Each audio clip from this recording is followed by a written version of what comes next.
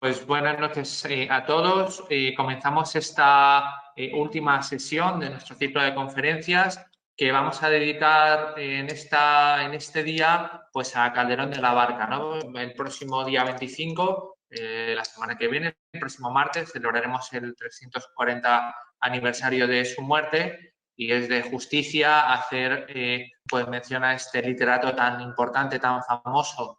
Y queremos señalar una dimensión que es importantísima, ¿no? Que es su dimensión sacerdotal. Siempre ponemos de relieve pues su dimensión espiritual, ¿no? Evidentemente no podemos concebir a Calderón de la Barca sin esa referencia a Dios. Hoy queremos hacer ese hincapié en esa dimensión sacerdotal, ¿no? Calderón de la Barca que se ha puesto últimamente de relieve por esa búsqueda de nuevo, ¿no? De esos restos de Calderón de la Barca que nuevamente se vuelven a buscar una vez más en esa sede de la Congregación de San Pedro Apóstol de Presbíteros Naturales Seculares de Madrid, ¿no? Vamos a ver esa relación que en esta noche que tiene Calderón de la Barca con esa congregación. Creo que podemos afirmar, si no que me desmienta luego el padre Jesús López Sotillo, que es la asociación de sacerdotes seculares más antigua que sigue vigente, ¿no? En 400 años se hizo hace 2 años y Calderón pertenecía a ella. Fue enterrado pues en la sede, ¿no? En la capilla de esa sede, en la capilla de San Pedro y actualmente también la parroquia de los Dolores, ¿no? La cedió la congregación para que fuera la parroquia de los Dolores. Y queremos ver, como digo, en esta noche, pues esa dimensión sacerdotal y esa dimensión espiritual. Para ello contamos con el padre Jesús María López Sotillo. Buenas noches, Jesús. Hola. Bueno, pues él es archivero de la Congregación de San Pedro. Dar brevemente el currículum de los ponentes que vamos a tener para no entretenernos mucho. Él es sacerdote secular de Madrid, fue ordenado en 1978, doctor en teología, en esa especialidad de teología pastoral, teología práctica. Ha sido durante 23 años, si no tengo mal apuntado, profesor en la sede en el campus de Madrid de la Universidad Pontificia de Salamanca, donde ha impartido la clase de Derecho Religioso y Fe Cristiana. Y por señalar algunas de sus líneas de investigación, especialmente historia de las religiones, mundo bíblico, historia de la Iglesia y de una manera especial esa Iglesia contemporánea, ¿no? Le invitamos, estamos muy agradecidos y le invitamos especialmente por ser ese archivero de la congregación, donde, como nos dirá ahora, Calderón de la Barca fue pues capellán mayor, ¿no? Supongo que ahora nos explicará. Y agradecemos también a María Ángeles, a la profesora María Ángeles Varela Olea, pues su presencia en esta noche. Muchísimas gracias también. Ella es doctora, titular de literatura española de la Universidad CEU San Pablo, 20 años ya ejerciendo la docencia en esta universidad. Entre su haber cuenta con más de 80 publicaciones científicas entre estudios, monografías, pertenece al Comité de Literatura del Consejo Superior de Investigaciones Científicas. Es algo que los que conocen el mundo académico valoran mucho, ¿no? Ella es evaluadora del ministerio, la famosa ANECA, ¿no? Es un dato también como importante para el mundo académico. Y ella, además de todo el desarrollo en esa investigación sobre la literatura española, ella participa actualmente en el proyecto de investigación donde se buscan los restos de Calderón, ¿no? Nuevamente, y esperamos que satisfactoriamente, ¿no? Se puedan conseguir, pues ahora con los medios actuales, pues esos restos de Calderón que ahora nos hablará don Jesús. Y como digo, queremos señalar 2 dimensiones. La primera dimensión es pues ese vínculo sacerdotal, ¿no? Queremos destacar ese vínculo y para ello invitamos a Jesús con ese vínculo con la Congregación de San Pedro, heredera y encargada de gestionar sus últimas voluntades. Y por otro lado queremos ver pues esa dimensión más espiritual de toda su obra, ¿no? Para lo que nos ayudará pues la profesora Varela. Sin más, bueno, pues tiene la palabra el Padre Jesús y pues comenzamos, escuchamos con atención. Buenas tardes a todas las personas que están viéndonos y escuchándonos. agradezco a la diócesis de Getafe y en concreto a la Delegación de Cultura y muy especialmente a don Jesús Folgado, y que está al frente de la misma, la oportunidad que me ha brindado de participar en este acto cultural, al que me sumo con mucho gusto. Don Pedro Calderón de la Barca, desde el 17 de enero de 1600, fecha en que nació en Madrid, ya reunía uno de los requisitos para ser miembro de la venerable congregación de San Pedro Apóstol de presbíteros seculares naturales de Madrid. Y el 14 de febrero, fecha de su bautizo en la parroquia de San Martín, adquirió el segundo de los requisitos, ser católico. Le faltaba, sin embargo, lógicamente, el tercer requisito, ser sacerdote secular. Y tardó mucho tiempo en acceder a ese estado eclesial. Su ordenación se produjo cuando ya tenía 51 años y algunos meses. En ese mismo instante podría haber solicitado ingresar en nuestra congregación, pero tampoco lo hizo entonces. Transcurrieron otros 13 años antes de que cursara la solicitud. Fue en los primeros meses de 1663. Y justo, qué casualidad, justo mañana, día 20 de mayo, hará 348 años que la Junta General, reunida en el templo de la Paz Pedro, aprobó su admisión. En nuestro libro primero de entradas aparece registrado con el número 291. La congregación a la que se acabará incorporando don Pedro Calderón de la Barca, la congregación comenzó su andadura histórica el 15 de junio de 1619.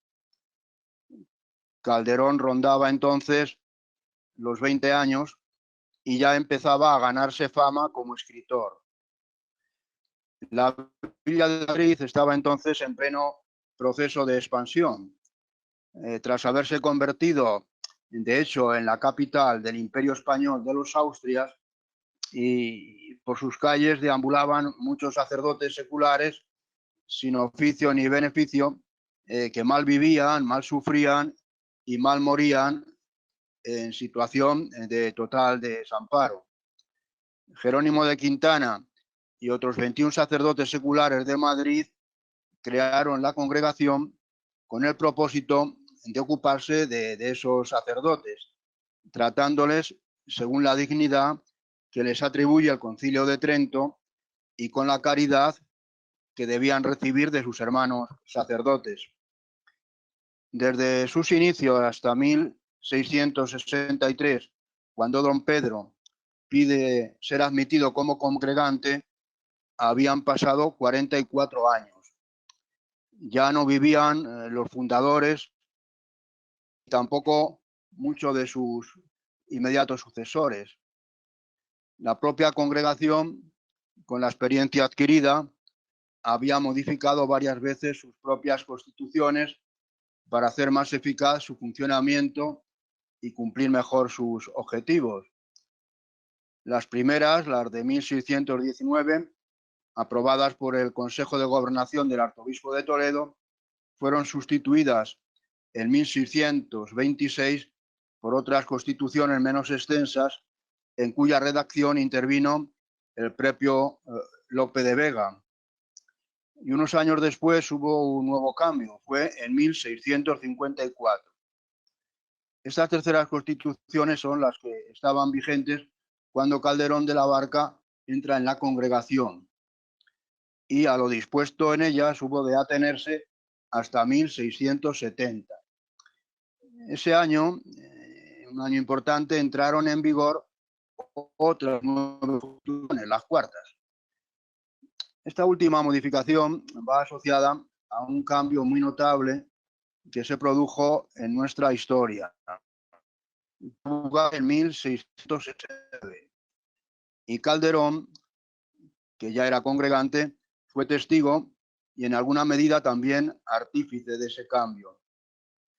La congregación, tras muchos años deseándolo, y después de varios intentos fallidos, pudo por fin disponer en propiedad de un pequeño cementerio y de una capilla con una sacristía y un aposento sacristán. También la congregación quería tener una cárcel donde atender mejor a los curas presos y un hospital, pero eso tardaría más tiempo en conseguirlo, ya en el siglo XVII, no, XVIII, perdón. La consecución de la capilla y las otras dependencias fue posible porque, conocedores los congregantes de que la parroquia de San Pedro el Real proyectaba erigir un cementerio mayor que el que tenía en torno a su ábside, pidieron al párroco, que también era congregante, que les vendiera y por él pagaron 1000 escudos. Las obras sufragadas por los congregantes costaron 1.610.833 reales de vellón y quedaron concluidas en 1669. Calderón fue testigo como congregante de todo este proceso y pudo participar en la solemne inauguración que tuvo lugar ese año, 1669, en la que, aparte de lo religioso, pues no faltaron los festejos populares. Desde ese momento, los naturales tuvimos un templo en el que celebrar nuestras fiestas litúrgicas y en el que decir los miles de misas de difuntos que nos encargaba un número cada vez mayor de personas. 18 años antes de que tuviera lugar estos festejos de inauguración de la capilla, don Pedro Calderón de la Barca decidió pedir ser ordenado sacerdote. Tenía, como queda dicho, algo más de 51 años. Entonces, una petición de este tipo debía ir acompañada de un documento que acreditase que una vez terminada la ceremonia de ordenación, tenía el ordenando ya garantizado el desempeño de un oficio en el que ejercer el ministerio sacerdotal. Oficio que a su vez le debería asegurar la percepción de un beneficio suficiente para sufragar sus gastos de subsistencia. Calderón hizo valer entonces una disposición testamentaria de su abuela materna, Inés de Riaño y Peralta, que había dejado escrita antes de morir, cuando el futuro escritor tenía nada más que 12 años. Según dicha disposición, siguiendo una práctica que se había hecho muy común entonces entre gente con nivel económico de cierta altura, la abuela fundó una capellanía dotada con una casa en la que podía vivir el capellán y unas fincas y algunas otras casas cuyas rentas habían de servirle para su mantenimiento. Todo ello a cambio de que el sacerdote designado cumpliera unas obligaciones que ella dejaba establecidas, principalmente celebrar misa por su eterno descanso, encargar bulas para que saliera pronto del purgatorio si estaba, y otras cosas. Y su voluntad, la voluntad de esta señora, era que el capellán fuera alguien de su familia, preferentemente alguno de los 3 hijos de la madre de Calderón. Esta historia es compleja y tenemos poco tiempo y la abrevio, ¿no? El caso es que, fallecida la abuela, el hijo elegido para ser capellán fue don Pedro.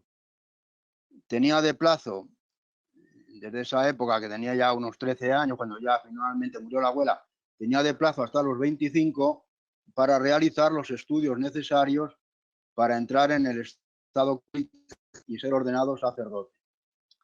Hasta ese momento él había recibido formación en el Colegio Imperial que regentaban los jesuitas, ubicado donde hoy está, aquí en Madrid, el Instituto San Isidro.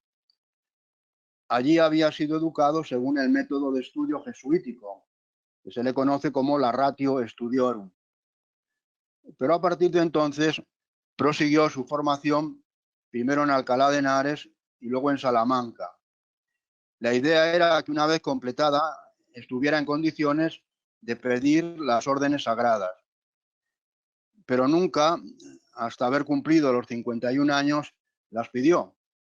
sino que fue desarrollando su vida por otros derroteros que no tardaron mucho en decantarse por lo literario y muy especialmente por lo teatral.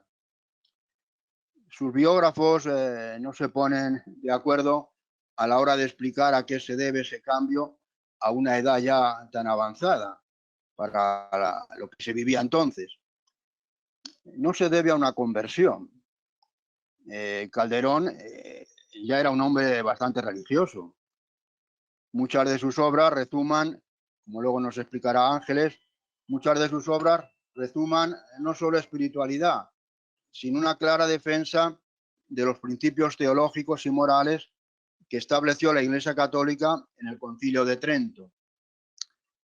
Tampoco se debe al firme propósito que se hubiera hecho él de dar un cambio a su vida para dedicarse plenamente a la acción pastoral en una parroquia o en otro oficio eclesial que tuviera encomendada lo que se llama cura de almas. Don Pedro, una vez ordenado sacerdote, siguió con su actividad literaria y ejerció su ministerio fundamentalmente celebrando misas de difuntos, sin pronunciar grandes sermones ni llevar a cabo una intensa labor sacramental o de dirección espiritual. Sus motivos escapan a nuestro conocimiento, tantos aspectos de su biografía que nunca fue dado a difundir. Yo he tratado de encontrar alguno, pero no puedo dedicarme a explicar cuál es mi teoría de por qué se hizo sacerdote, pero no está del todo claro, ¿no? En fin, pero fuera por un motivo o por otro, el caso es que en algún momento de 1651, teniendo realizados desde su juventud los estudios requeridos, presentó la documentación que probaba que en cumplimiento del testamento de su abuela ya disponía de un oficio que iba a proporcionarle beneficios y pidió entrar en el estado clerical y ser ordenado sacerdote. Y la petición cumplía los requisitos y le fue admitida. Se iniciaba así la carrera eclesiástica de nuestro escritor y congregante. Al poco de ser ordenado, tras ser presentado por el rey Felipe IV, patrono de la capilla de los Reyes Nuevos de Toledo, Calderón se le concedió ocupar uno de los puestos de capellán que había quedado vacante en ella. Pero el capellán mayor de aquella capilla de Toledo, patriarca de las Indias Occidentales, don Alfonso Pérez de Guzmán, no aceptó la propuesta del rey ni la petición de Calderón, por no considerar al escritor digno de ocupar ese cargo, debido a su actividad teatral. Al año siguiente, 1652, el propio patriarca, sorprendentemente, le pide que escriba un auto sacramental para representar en Toledo con motivo de la fiesta del Corpus. Calderón no desperdicia la ocasión y le escribe diciéndole que no acepta, pues quiere ser, según le había dado a entender el propio Álvarez Pérez de Guzmán, y dice que quiere ser un buen sacerdote. Y añade que no entiende por qué, si la actividad teatral es mala, le pide que la realice, ni por qué, si no lo es, le reprocha que la haya llevado a cabo durante su vida. Finalmente, aunque decía que no lo iba a escribir, al final lo escribe, escribe el auto solicitado. Y al año siguiente, cuando quedó vacante otro puesto de capellán en la misma capilla, por fallecimiento de Juan Bautista Solórzano, presentó de nuevo su solicitud y, oh casualidad, esta vez, tras pasar los controles requeridos, le fue concedida. En dicha capellanía, como la de su abuela, no llevaba aparejada tampoco la cura de almas, sino solo la obligación de acudir a determinadas litúrgicas y la de celebrar misas por la intención propia de la capellanía. Se traslada de todos modos a Toledo y pasa allí buena parte del año realizando esas funciones, pero sin dejar nunca de escribir. Y durante los meses de mayo y junio vuelve a Madrid para ensayar y representar los autos sacramentales del día del Corpus, que el rey Felipe IV, que casi era de la misma edad que él, aunque se murió mucho más joven, le siguió encargando que escribiera cada año. Esta situación de ser capellán de los Reyes Nuevos de Toledo se mantiene hasta 1663, cuando el rey le nombra capellán de honor de la capilla de Palacio, sin que tenga que renunciar a la capellanía de Toledo, que se le exime de ejercer en ella las funciones anejas a la misma. Calderón se traslada entonces a Madrid y se aloja en la casa que le había legado su abuela en ese testamento en el que creaba la capellanía. Él, como había aceptado la capellanía finalmente, pues podía vivir en esas casas y se pone a vivir en las casas de la calle Platerías, que hoy en día es la calle Mayor, y todavía se conserva muy reformadas aquellas casas donde vivió Calderón de la Barca. Y en ese momento, cuando ya está en Madrid y cuando es capellán de Toledo, aunque no ejerce, y capellán del rey, y capellán según las normas de su abuela, en ese momento es cuando pide ingresar en nuestra congregación. Su ingreso no fue el único que se produjo ese año. Antes y después que él ingresaron otros 12 sacerdotes de diferente condición social y eclesial, todos esos sí seculares y naturales de Madrid, menos uno que era del pueblo toledano de Esquivias, y al que se admitió haciendo valer una de las excepciones que contemplan las constituciones de 1654. Del paso de don Pedro por nuestra congregación, diversos libros y documentos manuscritos que guardamos en nuestro archivo proporcionan importantes noticias directas. También las proporcionan el testamento y el codicilo testamentario de don Pedro Calderón de la Barca, que guarda y cuida, junto con otra documentación complementaria, el Archivo Histórico de Protocolos de Madrid. Pero también son una valiosa fuente de información los 2 tomos de la obra manuscrita de uno de los archiveros más importantes que ha tenido nuestra congregación, Juan Agustín López Morón. El título de su obra es muy largo: Noticia histórica de todos los sacerdotes individuos que han compuesto la venerable e ilustre congregación del apóstol San Pedro, de sacerdotes naturales, seculares, desde su fundación hasta finales de 1808. Lo importante de esta obra, entre otras cosas, es que él tuvo todavía ocasión de consultar y trasladar a su obra parte del contenido de algunos de los libros que ardieron en el incendio provocado que entre el 20 y el 21 de julio de 1936 destruyó nuestras entonces nuevas instalaciones de la calle San Bernardo. Él vio lo que nosotros hoy no podemos ver, igual que él vio la urna donde estaban los restos de Calderón, y nosotros tampoco la podemos ver porque desapareció en aquel incendio. Leyendo con paciencia las referencias biográficas de Juan Agustín López Morón, se ve que de los 13 sacerdotes que ingresaron en 1663, se puede confirmar uno de los rasgos típicos de nuestra congregación, que en ella, guardando los requisitos que a todos se imponen, se hace sitio entonces todavía, sin que hubiera un numerus clausus, a sacerdotes de muy distinto estatus eclesial y social. Unos tienen sangre noble y otros no. Unos ocupan puestos relevantes en la organización eclesial o en la administración del reino y otros no.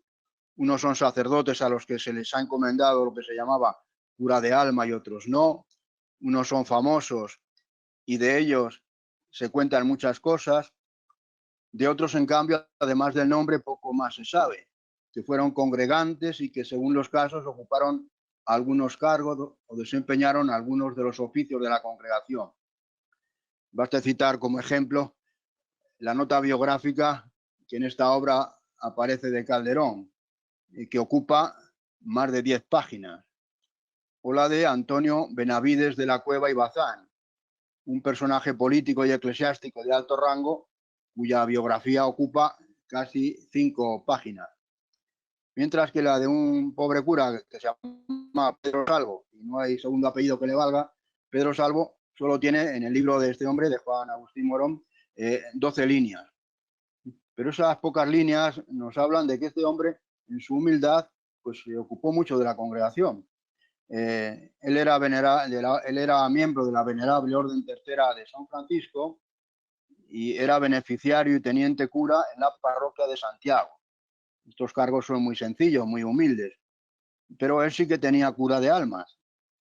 Y en la congregación ejerció los oficios de mayordomo de cera, tesorero y procurador general, y contribuyó con 295 reales para sufragar los gastos de la construcción de nuestra primera capilla. O sea que nuestra congregación estaba abierta a curas de todo tipo y unos colaboraban de una manera y otros de otra, como sigue pasando hoy. Calderón de la Barca fue elegido capellán mayor de la congregación según el sistema que prescriben las constituciones de 1654, que concluye con un sorteo entre los 4 candidatos más votados. Y se hizo el sorteo y entre los 4 salió elegido Calderón. Esto ocurrió en la junta que tuvo lugar el 2 de julio de 1666 y se mantuvo en el cargo durante un año. En ese tiempo, según vemos en nuestros libros de actas, se celebraron 32 juntas generales y particulares. Después de ese año ya nunca más salió elegido para el desempeño de capellán mayor Calderón. No sabemos si es que no se presentó o si es que en el sorteo no salió elegido, pero ya nunca más fue capellán mayor. Aunque, como había sido capellán en 1666, podía asistir a las juntas de gobierno. Tampoco hay constancia de que en algún momento fuera nombrado conciliario. Hay 4 conciliarios, aparte del capellán mayor. Él nunca fue conciliario. Y tampoco consta que ejerciera alguno de los 12 oficios cuyo desempeño por parte de los congregantes exigía el funcionamiento de la congregación. En este sentido, Pedro Salvo, ese curilla de la iglesia de Santiago, estuvo más empeñado en los oficios de la congregación que Calderón. Pero esto no quiere decir que no hiciera nada Calderón. Él tenía otras obligaciones que cumplir como congregante. Si era requerido para ello, pues tenía que asistir a las exequias de congregantes difuntos o a las de sacerdotes pobres de cuyo entierro se había encargado la congregación, y tenía que celebrar misas por su eterno descanso o por el eterno descanso de alguna de las muchas personas que al morir dejaban bienes o dineros para que la congregación rezara por ellas. Tampoco se le eximía de participar en las fiestas de la congregación, especialmente la de San Pedro y la de la Inmaculada Concepción. Hay que comprender que Calderón tenía muchas ocupaciones, tanto como capellán como escritor teatral, y que a la congregación pues, le dedicó el tiempo que pudo, ¿no? Tampoco hay constancia de que dejara algún donativo para la construcción de la capilla en el ábside de San Pedro.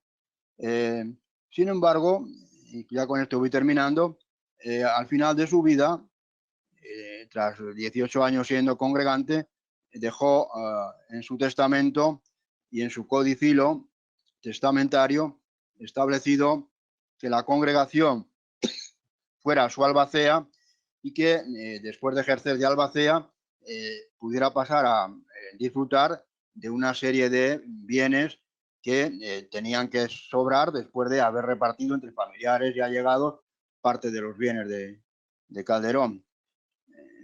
Además de hacer de albacea y de al final quedarse con los bienes que tuviera y decir misas por él cuando tocara, pues la congregación se encargó de organizar las exequias y de llevar a cabo el entierro, y también se ocupó de custodiar sus restos en la capilla de San José, dentro del templo de la parroquia del Salvador, casi enfrente de su casa. Bien, y con esto concluyo mi intervención. El que sigue siendo una de las más altas glorias de la literatura española, una vez ordenado sacerdote, fue capellán de 3 capellanías muy distintas, en las que no tenía cura de almas, pero rezaba por las almas de los fieles difuntos que le tenían encomendadas, y durante 18 años quiso ser, asimismo, congregante de nuestra venerable congregación. La congregación aceptó y ejecutó su legado testamentario. Y ustedes, queridos videntes y escuchantes, si quieren andar por donde anduvo Calderón, vayan algún día que estén en Madrid a la calle del Nuncio y vean la iglesia de San Pedro. Y en el portón de entrada a nuestra antigua capilla, que todavía existe ese portón, si levantan un poquito la vista, verán que aún luce allí nuestro escudo. Esto ocurrió cuando Calderón fue congregante, cuando Calderón fue sacerdote. Muchas gracias por su atención. Muchísimas gracias, Jesús.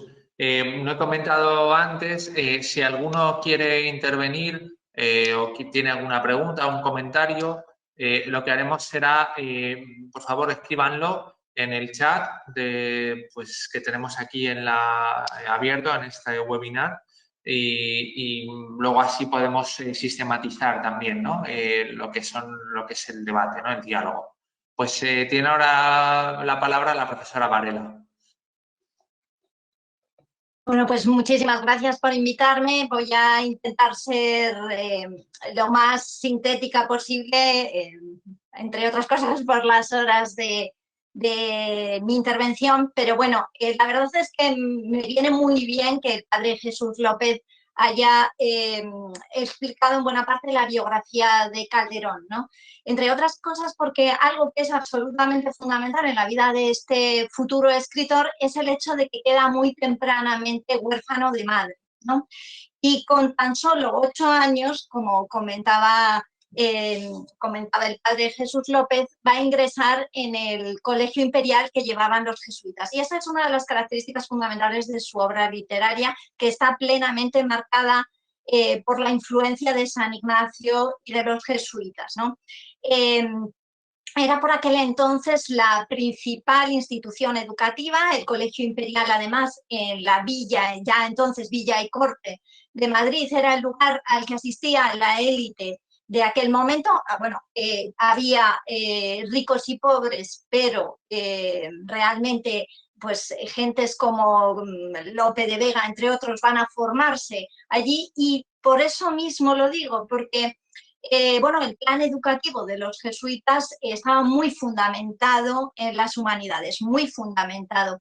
Hay que tener en cuenta que, entre otras cosas, muy tempranamente uno de los primeros jesuitas españoles, Pedro Pablo de Acevedo, va a subrayar la importancia que tiene el teatro en la formación que también sea religiosa. Por una parte, los jesuitas van a subrayar en su educación la importancia de la retórica, de la gramática, de la lógica, pero además acompañan todos los actos fundamentales, el inicio de curso, la clausura, las festividades, con representaciones teatrales. ¿Por qué? Pues porque son muy conscientes de la importancia que tiene el teatro y, por tanto, la ficción para trasladar de una manera eficaz esas verdades del Evangelio, ¿no? En ese sentido, hay que tener en cuenta, por un lado, que ya subrayaba San Ignacio de Loyola en los ejercicios espirituales, la importancia que tiene para aquel que quiere meditar sobre un pasaje evangélico el apelar a los sentidos, sentirse dentro del pasaje, intentar recrear a través de los sentidos, del olfato, de la visión, el pasaje evangélico. En ese sentido, este jesuita, Pedro Pablo de Acevedo, había subrayado la importancia del teatro. Él va a pasar de Andalucía, de Sanlúcar de Barrameda, pasa a Córdoba, a Sevilla, y va a acabar los últimos años de su vida en el Colegio Imperial de Madrid también. No coincide cronológicamente con Calderón de la Barca, pero es verdad que deja una estela en la que queda muy clara esa importancia del teatro. Él mismo es autor de obras teatrales y, de hecho, él define que es muchísimo más importante en una obra teatral el transmitir esa doctrina correctamente que incluso la cuestión meramente estética. Y llega a poner por escrito que es así porque lo que se ve a los ojos mueve mucho más que lo que a los oídos damos.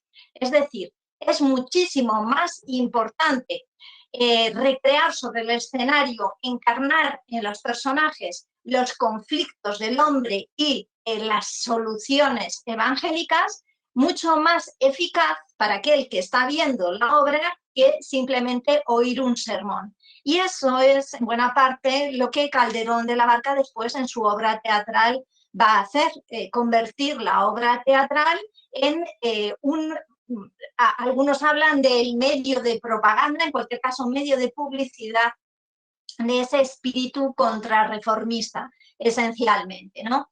Y no solamente marca en ese sentido San Ignacio de Loyola a Calderón de la Barca. De hecho, uno de los aspectos temáticos más interesantes de sus obras teatrales tiene que ver con, antes decía, huérfano de madre, cuando tiene 14 años, cuenta Cruikshank, uno de sus biógrafos más conocidos, que ingresa en las congregaciones en la congregación mariana del Colegio Imperial. Una vez que, de hecho, ya está a punto de ingresar en Alcalá de Henares, en la Universidad Complutense, y pasar luego a la Universidad de Salamanca.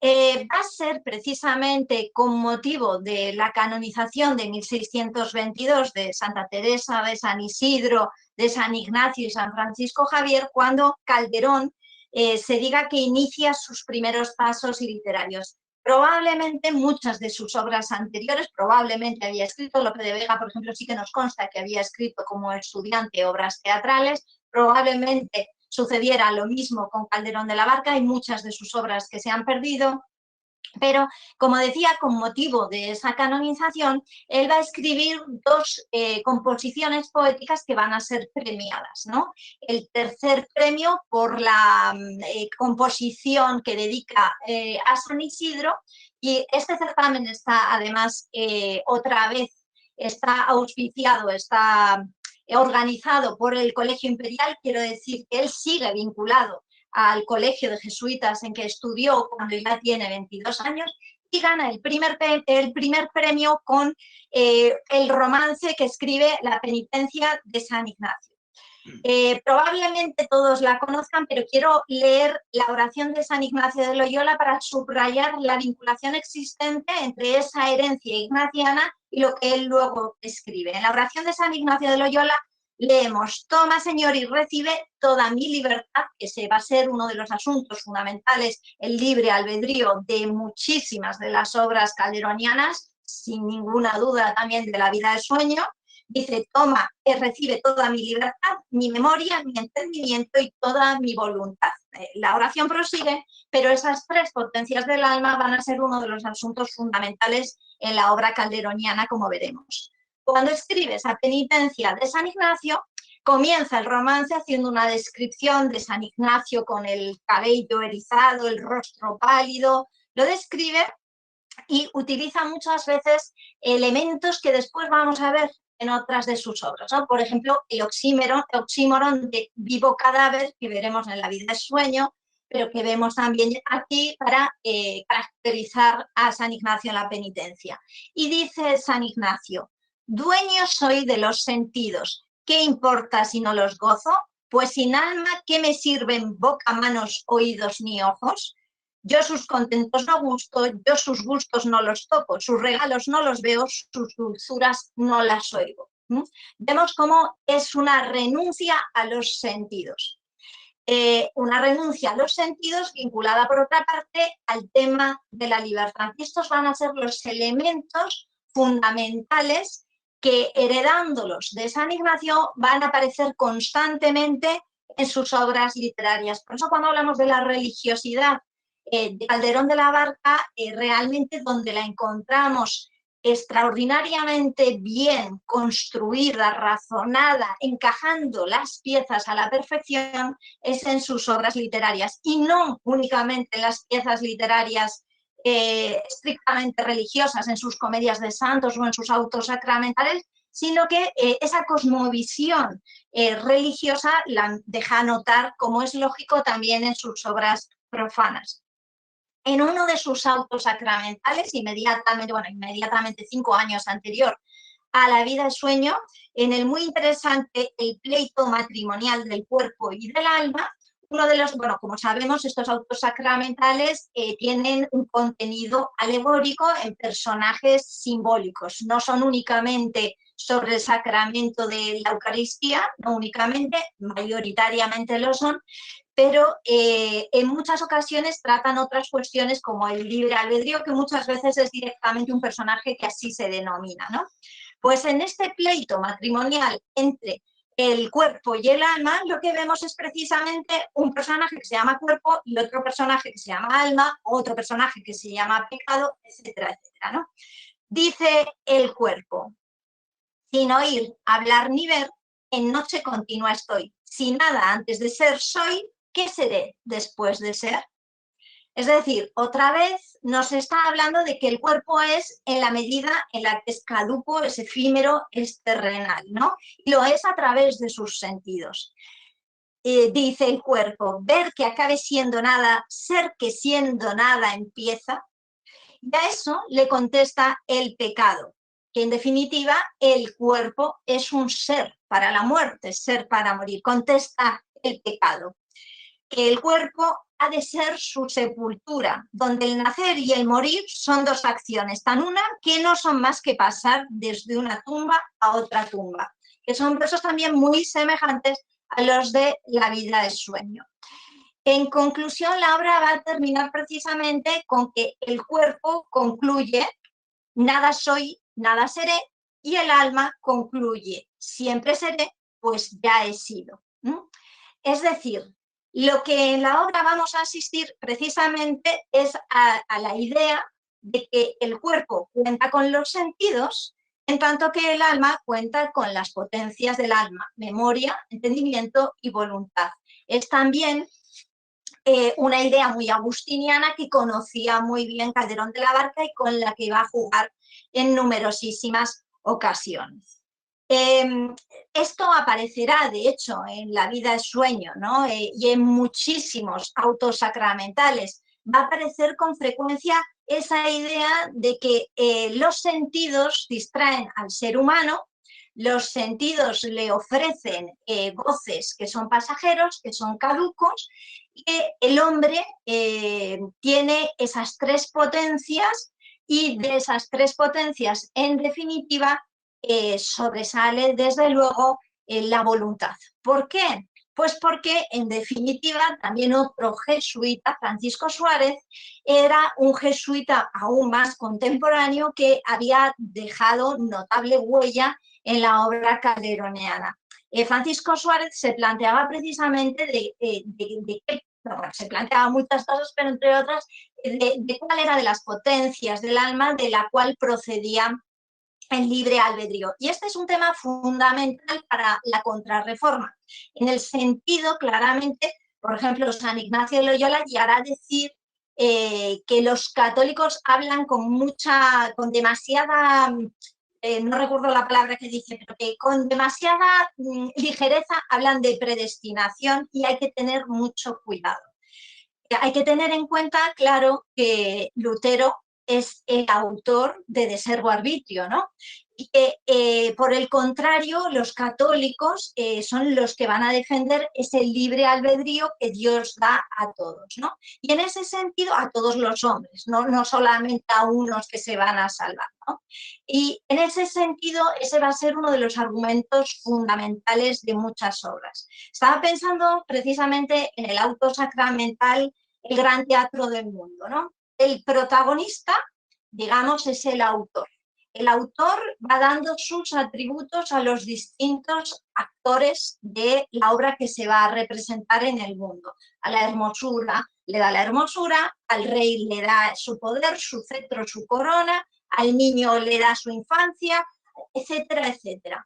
Y todos los personajes se van a dirigir después al autor para preguntarles qué es lo que pueden hacer para salvarse, ¿no? Hay un personaje que es también la ley de la gracia. A todos ellos les responde exactamente igual: obrar bien, que Dios es Dios. Obrar bien, que Dios es Dios. Es decir, subrayando la acción libre, por supuesto, ¿no? Francisco Suárez de hecho, como antes decía, subraya esa importancia del libre albedrío basado, radicado en la voluntad. Y eso es lo que también se nos expone en una obra que no es religiosa, por lo que antes decía, que es La vida del sueño, es filosófica, pero ese es el argumento fundamental. Segismundo está cegado por los sentidos, está llevado por el instinto, por el arrebato violento, por el arrebato lujurioso, por los sentidos. Pero acaba finalmente, y además está diseñado el personaje con una memoria y con un entendimiento que, por así decirlo, son deficitarios. Un pasado sin afecto, encerrado en un torreón, no ha conocido a su padre, no ha tenido más conocimiento o más experiencia del mundo, el contacto con un criado, de manera que su acto de libertad final, a reinar fortuna vamos, y ese deseo de obrar bien, radican precisamente en un acto de voluntad. Bueno, en cualquier caso, como digo, las obras teatrales de Calderón antes de convertirse en sacerdote efectivamente están instaladas en esa cosmovisión religiosa, pero ciertamente el número de autos sacramentales va a incrementar cuando se convierta en sacerdote. Y no únicamente va a tratar esos asuntos meramente sobre la Eucaristía, ¿no? De hecho, con anterioridad, sabemos que seguramente escribió más autos sacramentales, hay muchos que se han perdido, pero de 1630 a 1650, del cómputo hecho por Enrique Rull, hay 23 autos sacramentales, otros 30 entre 1650, cuando ya es sacerdote, y 1670, y en los últimos 11 años de vida llega a componer 24 autos sacramentales, en 11 años nada más. Él tenía, se le había asignado desde la muerte de Tirso de Molina el representar los autos sacramentales, los propios. En cada ciudad se representaba uno, menos en Madrid, que se representaban dos. Pues en estos autos sacramentales, que como digo no son las únicas obras religiosas, uno de los aspectos, uno de los temas favoritos de Calderón de la Barca va a ser precisamente la Virgen María, ¿no? Ya antes decía que precisamente se había vinculado a aquella congregación mariana del Colegio de los Jesuitas donde estuvo estudiando. A María el Corazón, Nuestra Señora de la Almudena, que está perdida, Nuestra Señora de los Remedios, el cubo de la Almudena y la muy interesante La Hidalga del Valle. La Hidalga del Valle, de hecho, fue escrita precisamente para defender lo que después, y todavía no era, el dogma de la Inmaculada Concepción, ¿no? Y que de hecho había creado polémica, ¿no? Porque parece ser que se habían puesto en una catedral un texto que defendía que no era así y había creado una polémica, y entonces Calderón de la Barca había escrito esta obra. Como digo, muy vinculado, por tanto, al amor a la Virgen María. También muy interesado, como es lógico, por la Santa Misa, al que dedica, por ejemplo, la devoción de la misa, por cuestiones existenciales, tiene una vida sueño filosófica, pero también tiene un auto sacramental del mismo nombre, el libre albedrío, la creación del mundo, etcétera, etcétera. Pero además, y por último, que ya me parece que nos estamos pasando de tiempo, me gustaría recordar lo muy interesantes que son sus comedias de santos, ¿no? Muy especialmente El mágico prodigioso, donde aprovecha la historia ficticia de San Cipriano para hacérnoslo víctima de los sentidos cuando es todavía pagano, ¿no? Él, como otros varios personajes paganos, están todos, Leilo y Floro, están enamorados de la que después será Santa Justina, ¿no?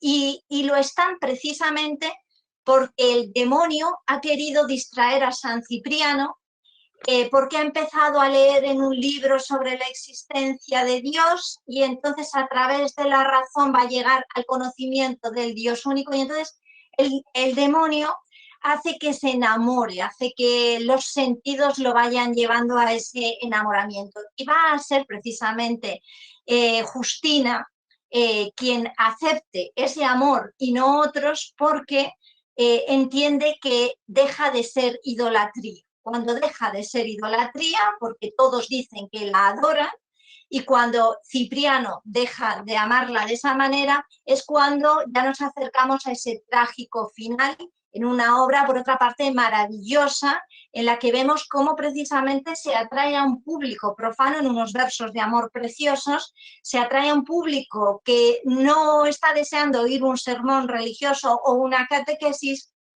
pero que al final acaba atrapado por la propia trama para oír precisamente que la libertad radica en esa voluntad. Pues podría seguir hablando de muchas otras cosas de Calderón de la Barca probablemente, pero como veo que hemos superado un poquito el tiempo, nos habían dicho que debíamos estar interviniendo, pues si les parece, damos paso a sus dudas, a sus preguntas o a lo que quieran ustedes que podamos contestar. Bueno, pues muchísimas gracias, profesora Varela. Así un comentario así simpático. Hay un vínculo entre la Inmaculada, la congregación y Calderón, ¿no? La congregación hace ese voto inmaculista en una época similar de defender pues ese privilegio, ¿no?, de la Virgen María de no tener esa concepción, y sigue hasta el día de hoy, ¿no? De hecho, uno de las juntas generales de la congregación a día de hoy, una es en torno a la Inmaculada, es el posible Día de la Inmaculada con esos grandes fastos, y otro es el Día de San Pedro, ¿no?, como patrón, ¿no?, pues de la congregación. Hay 3 preguntas. La primera es una pregunta bueno, pues que me hace un profesor amigo. Él me dice que así alguna pincelada sobre el Gran Príncipe de Fez, ¿no?, y ese vínculo con los jesuitas. Alguna palabra, ¿no? Bueno, pues es un profesor jesuita, y él dice, claro, es una obra donde se habla de esa conversión, donde se habla de ese príncipe que abraza no solo la fe, sino que entra en la compañía de Jesús, ¿no? Si nos puede decir una palabra brevemente, y luego tenemos otras 2 preguntas. Bueno, pues yo quería formular también esta, ¿no? Bueno, pues El Gran Príncipe de Fez es una obra muy curiosa, es una obra relativamente tardía, que está escrita utilizando elementos que estaban en el Príncipe Constante, de hecho, ¿no? Es casi a la inversa lo mismo, ¿no? Un príncipe, en este caso, el Príncipe Constante es un príncipe cristiano portugués que es apresado por los marroquíes en Fez. Y en el caso del Príncipe de Fez es todo lo contrario. Entonces, hay unas similitudes. Y en cambio, el Príncipe Constante me parece que es de 40 años antes, ¿no? Y luego hay una similitud fundamental con el mágico prodigioso. Es que el Príncipe de Fez se convierte a través de la lectura de San Ignacio de Loyola, porque hay uno de los libros que hay en la biblioteca del Palacio, es de San Ignacio de Loyola, que es un poco lo que sucede con el mágico, bueno, un poco no, es lo que sucede en el mágico prodigioso, ¿no? Que va a llegar a Dios porque ha leído en Plinio, en la historia natural de Plinio, que existe un Dios único, etcétera, etcétera. Una de las características fundamentales de Calderón de la Barca y de los jesuitas, por otra parte, es que es fundamental el conocimiento y la razón para fundamentar la fe, ¿no? Es la contrarreforma. Y es, de hecho, un gran defensor de la razón, a sabiendas de que con la razón no siempre se llega al camino adecuado. Bien, pregunta Maxi Figueroa, leo la pregunta. Usted mencionó el Ratio Studiorum, que contemplaba el latín y el griego. ¿Cómo ayudan esos idiomas a desarrollar un mejor escritor, ¿no? Una pregunta así muy técnica, aprovechando a una profesora universitaria, pues ¿cuál es su opinión, ¿no?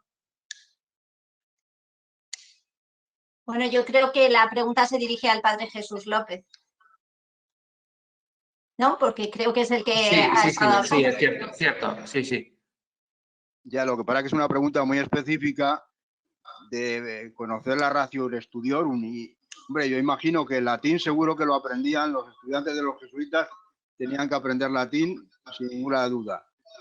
El griego ya no sé en qué medida todos los estudiantes de los jesuitas acabarían sabiendo griego. Pero, hombre, durante el Renacimiento había habido un apogeo de estudiar la Biblia en sus lenguas originales. Entonces, en la medida en que los jesuitas hereden ese hebraísmo y ese mundo de lo que fueron los renacentistas españoles, a lo mejor en sus colegios enseñaban también el griego. Pero yo no lo puedo asegurar porque ya te digo, el contenido de la ratio studiorum no lo controlo mucho. Latín fijo que sabían los jesuitas todo. Incluso el Calderón de la Barca niño pues habría latín, pero el griego ya quizá fuera más específico. De hecho...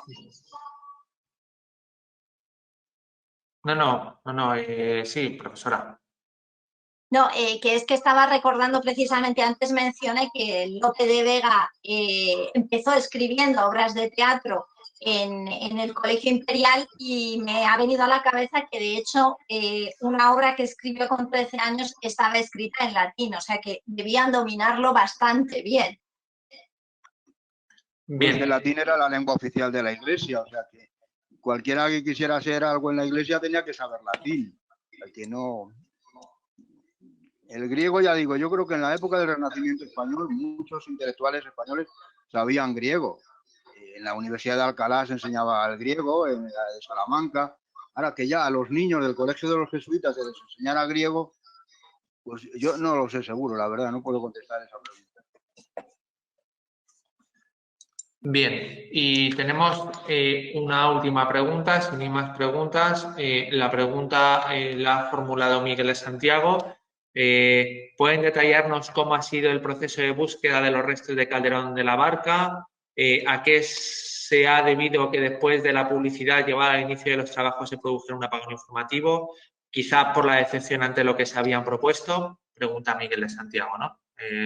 Pregunta, supongo que dirigida a la profesora Varela, puesto que está en ese proyecto de investigación, ¿no?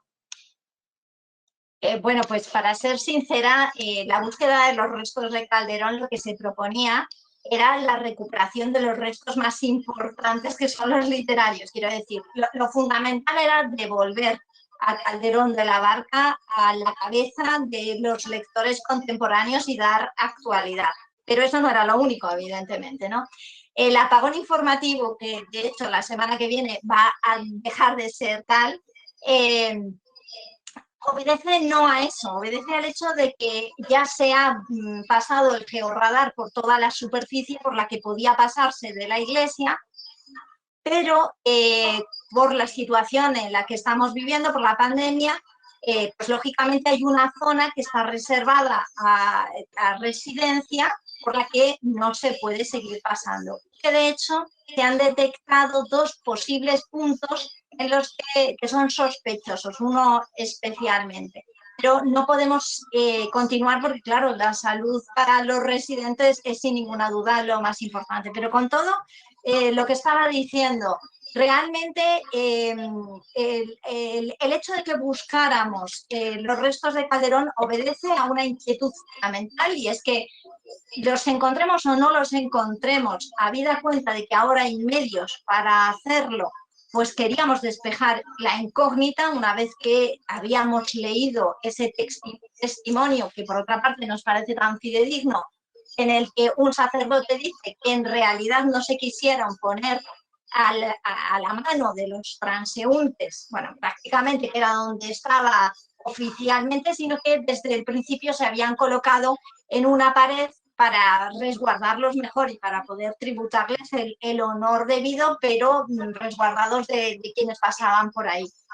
De manera que no es que haya un apagón informativo, sino que, como decía, estamos en ese sentido un poco paralizados en cuanto a la búsqueda.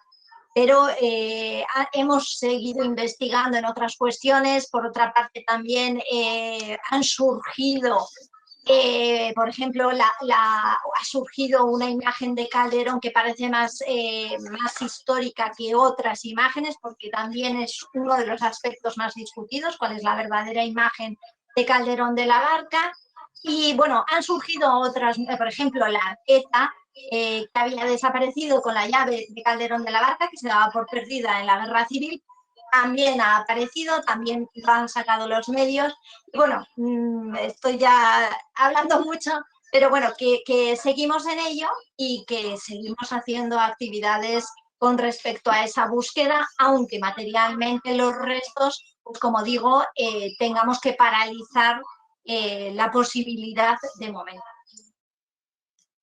Bueno, pues muchísimas gracias. No sé, no tenemos nuevas preguntas.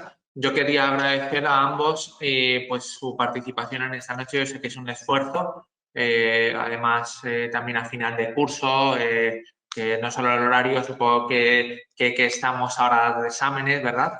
Sé que es un esfuerzo grande, pero me parecía importante pues que cayéramos en la cuenta de este personaje tan importante, ¿no? Y de señalar también esta dimensión conocida, pero a lo mejor no puesta en valor,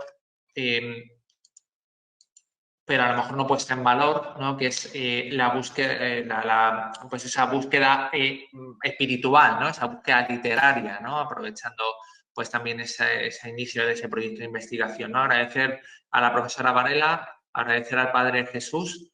Esperamos en breve su historia de la congregación, esperamos que vaya avanzando en esa historia para poder conocer pues adecuadamente y nuevamente pues esa congregación que sigue siendo una de las más importantes de Madrid, ¿no? 400 años junto con alguna otra de ellas. Bien, bueno, pues quería concluir, como les decía, concluimos con esta sesión, concluimos este ciclo de conferencias que hemos organizado por primera vez en este año, en esta nueva delegación de la Diócesis de Getafe, de Fe y Cultura. Yo quería agradecer a todos su asistencia. Esta mañana me pasaba Soledad, a la que agradezco muchísimo porque gracias a ella podemos tener este soporte. Me pasaba que durante este ciclo de conferencias han pasado por las conferencias 571 personas y yo quería agradecer a todas pues esa búsqueda, ¿no? También de la verdad, ¿no? Este ciclo de conferencia y esta delegación quiere ser pues ese lugar, entre comillas, de encuentro pues con la cultura contemporánea, ¿no? Por eso durante este año hemos presentado a personajes casi contemporáneos a nosotros o personajes que, aunque distantes en el tiempo, como Calderón de la Barca, sí que nos siguen enseñando y nos siguen iluminando para poder conocer, para poder seguir conociendo nuestra cultura, para poder seguir profundizando pues, en el ser humano, ¿no? Hecho a imagen y semejanza de Dios. Y quería invitarles a los actos organizados por la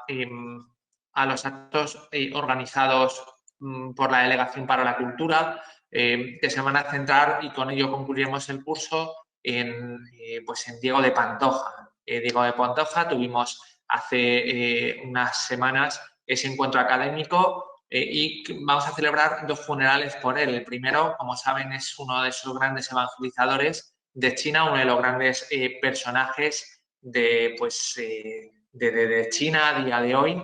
Y el próximo día 29, en la parroquia de la Asunción, en Valdemoro, a las 5 de la tarde, tendremos un funeral por él, y además de tener ese funeral por Diego de Pantoja, a continuación un profesor de la Universidad de Comillas, el profesor Ignacio Ramos, nos hablará.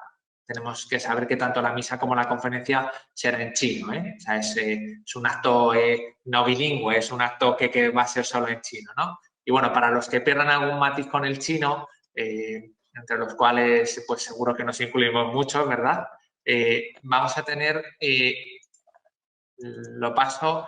vamos a tener un último encuentro, con eso concluiremos el curso, que será el próximo 31 de mayo. Celebraremos, aunque sea la fiesta de la Visitación de la Virgen, bueno, pues ofreceremos la misa por Diego de Pantoja y terminaremos con una conferencia, también una presentación del hermano Wenceslao Soto Artuñedo, jesuita. Él trabaja en Roma, en el Archivo Histórico de la Compañía de Jesús, y él es el biógrafo en español, pues, solo hay dos líneas de biografías, unas son en chino y otras son en español, y es el editor y el biógrafo de Diego de Pantoja, al que invito que conozcamos, ¿no? Que entremos pues en esa historia de la Iglesia, que es una historia reciente y una historia viva.